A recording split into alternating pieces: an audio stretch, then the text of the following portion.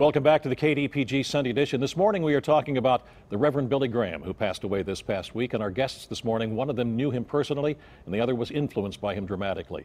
And our guests are Father Jerome Vereb. He was the former Secretariat of the Christian Unity to Pope John Paul II at the Vatican in Rome, and also Reverend Dr. Tim Spring. He's pastor of the North Hills Community Baptist Church in the Ross Township, McCandless area of the North Hills. And Dr. Spring was introduced to Billy Graham's sermons as a child. And we've talked about this just a moment ago, through television and through radio. His draw, his ability, I want to go back to this, his ability to draw people, it was phenomenal. And Father Vereb has indicated that it was the message that he had, but it was the combination of the message and his ability to do that. But they not only came to hear him, they came to join him in following Christ, right? Well, he never had a crusade or a preaching opportunity where he didn't invite people to do just that. Yeah. I wanted to mention, I once had a long conversation with Bill Clinton about faith. And he said that the first time he ever used his own money for anything was to buy a bus ticket to go hear Billy Graham. Wow. As a young boy in rural Arkansas. Now, I want to talk for a minute about his role with the presidents. Obviously, it's a long relationship, not personal until he became president with Governor and then President Clinton, but all presidents, including Richard Nixon and Billy Graham, said he regretted his involvement in some ways with President Nixon, and he stepped away from politics. But he still became a counselor to presidents in a remarkable way. There really is no antecedent for that. Well, you know, I think I referenced Christianity Today in 2011 had an interview with Graham in which he'd said, I regret, as you said, getting into politics. And I think his, especially his time with Nixon, when it became clear that he felt that he had been used for political purposes. Right. He was not the only clergyman who had been so used. No, in fact, and as personally as a pastor, I think about that political involvement, and it's a double-edged sword. You have an opportunity to influence and deal with powerful people, but it's very difficult as a human being to speak truth to power. It's easy to be seduced by that in that whole Nixon circle was a Rabbi Baruch Korf, as I remember, and others. Reverend Jesse Jackson's played that role as well. Doesn't often end well, but being the counselor to the president rather than being the human shield of the president, Billy Graham did that with great ease and with great deftness. And I think, for me, one of the most important things in the time in which we're living right now is he did it with Republican and Democratic administrations. Right. And he took heat from different constituencies for doing so. The evangelicals in particular protested that he spoke or prayed at President Clinton's inauguration. But in Billy Graham's youth, evangelicals voted Democratic. That's true. We've seen a sea change in politics over our lifetime. But Father Vereb, your insight is that necessarily that Harry Truman did not necessarily really care for Reverend Graham. No. Yeah. He saw him as a young upstart who was thrust in front of him.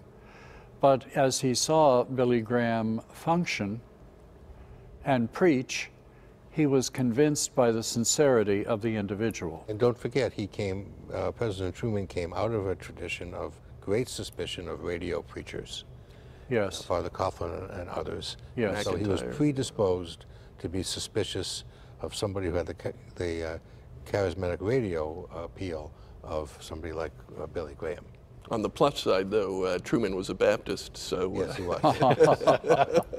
Well, that's a possibility. The Reverend Graham preached 3 times here in the Pittsburgh area. We have some video from back in his first appearance back in 52 at Forbes Field.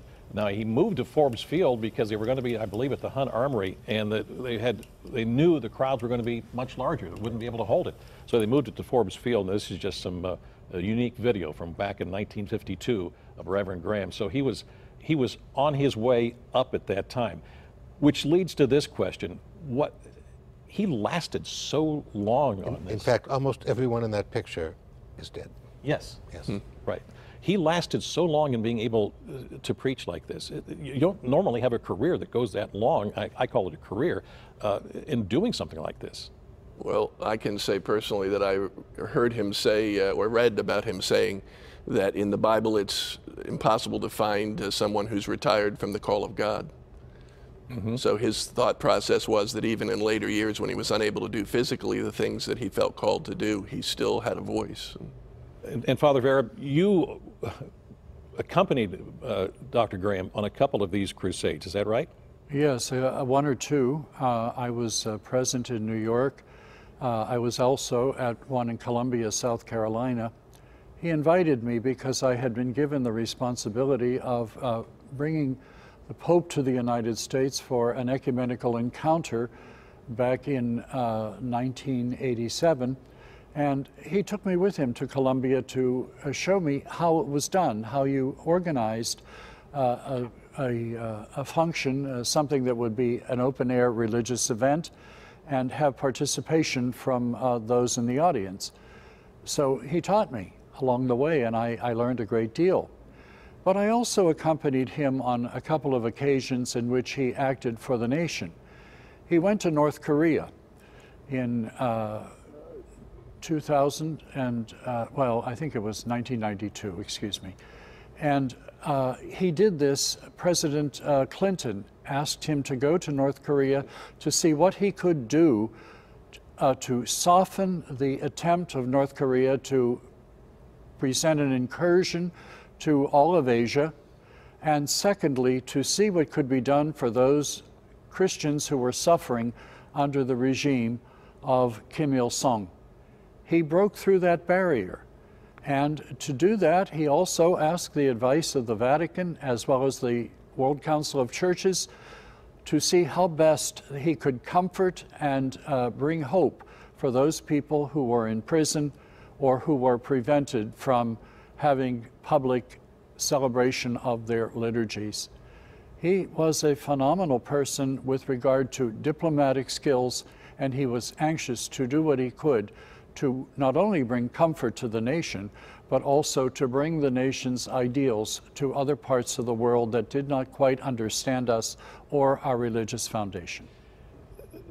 There were also people who criticized him, especially within the Protestant religion. Some of them did not like the fact that he did reach out and converse with Catholics.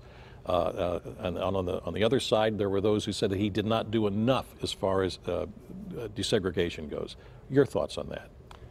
Well, I think Billy Graham had a role, and he saw his role. Although, as Father has said, he operated in many capacities. But I think he saw his main role in life as being the evangelist. The evangelist is the one who lays the foundation, who calls people to commitment to begin a new life. His ministry was what he was. As a pastor, I'm called to be a generalist and do many different things. As somebody on a crusade, his point is clear. I want people to answer the call. Father, what was Billy Graham's reaction to the presidential candidacy of John Kennedy? We know that he, as President Kennedy and Billy Graham had a nice relationship, but during that period when Catholics and Protestants were examining a fundamental question about America and diversity, what was his role there? He told me that at that time he was of two minds. He was not certain about whether America would ever be able to get over having a Catholic as president. He was brought up with, he said, a certain amount of bias against Catholics, and he was suspicious. But at the same time, and this was his gift, he had a wonderful reverence for the qualities of each person. Mm-hmm. He never came on the scene for any situation around the world or in the nation and said, here I am the big voice, I am the great I am. He never did that. He came with humility, and he wanted to learn from each person, including the presidents of the United States. And he therefore approached John F. Kennedy with the attitude, how best can I learn from you and what can I learn from you?